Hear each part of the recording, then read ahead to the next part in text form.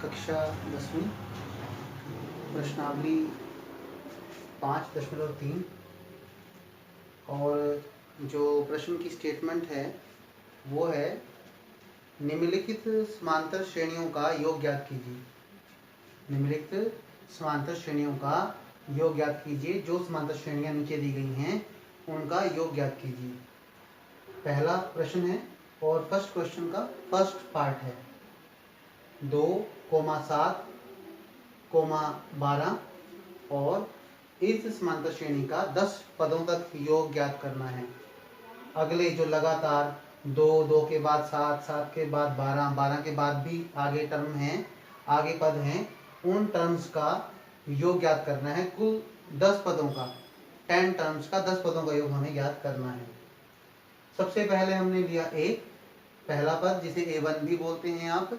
तो ए जो है वो 2 है, ए 2। डी का मान हमें निकालना आता है। डी की वैल्यू कैसे निकालेंगे? डी के लिए फॉर्मूला है A2 minus A1, A2 minus A1, यानी कि दूसरा पद माइनस पहला पद, दूसरा टर्म माइनस पहला टर्म। तो दूसरे टर्म की वैल्यू कितनी है? दूसरे पद की वैल्यू है 7 यूज किया गया है। और जो पहला टर्म है, पहले टर्म की वैल्यू कितनी है? A1 पहला टर्म, पहले टर्म की वैल्यू 2 है, यहाँ पर 2 यूज किया गया है, 2 को हमने लगा दिया। 7 माइनस 2, अगर हम 7 में से 2 को माइनस करते हैं तो 5। इसके बाद देखिए n लिखा गया है। n का मतलब है नंबर ऑफ टर्म्स, पदों की संख्या। कुल कितने पदों की बात हो रही है, कुल कितने टर्म्स की बात हो रही है। तो पहले जो क्वेश्चन की स्टेटमेंट है उसमें साफ लिखा हुआ है 2, 7, 12, 10 पदों तक, यानी कि 10 टर्म्स हैं। जो पदों की संख्या है, नंबर ऑफ टर्म्स है, जिसे शॉर्ट में n लिखा गया है, वो कितना है? 10। n का मान, n की वैल्यू, n का आंसर कितना है? 10 है। इसके बाद है Sn, इसको भी समझ लो आप। S का मतलब है सम, योग, जोड़। n का मतलब है नंबर ऑफ टर्म्स। दिए गए, Sn का मतलब हो गया दिए गए पदों का योग। जितने भी टर्म दिए गए हैं उनका योग, उनका जोड़। Sn sum of numbers, sum of numbers of terms. जितने भी पदों की संख्या दी गई है, जितने कुल पद दिए गए हैं, उनका जोड़ ज्ञात करना है। Sn का फॉर्मूला है n/2, बड़ी ब्रैकेट शुरू, 2a जमा n माइनस 1, छोटी ब्रैकेट में n माइनस 1, और इसके बाद है d, बड़ी ब्रैकेट बंद। S मीन्स S सम या जोड़। n की वैल्यू, n का मान हमें पता है, n का मान देखिए क्या है?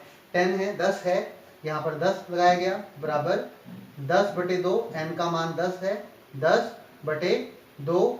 इसके बाद फिर से देखिए बड़ी ब्रैकेट शुरू, 2 का मतलब 2 है, a के बदले में a की वैल्यू लगाई गई है। पहला टर्म a है, A1 जिसको बोलते हैं, वो 2 है, प्लस n का मान हम पहले से ही जानते हैं, n का मान है 10, इसे 10 यूज किया गया है, 10 को लगाया गया है, 1 का मतलब है 1, और d की वैल्यू, d का मान है 5, इसलिए 5 लगाया गया है। अब 2 एकम 2 और 2 पंजे 10, 2 के पढ़ने से भाग कर दिया गया अंश को भी और हर को भी। 2 एकम 2, 2 पंजे 10, आगे है 2 दूनी 4, 10 में से 1 गया 9, और फिर है 5।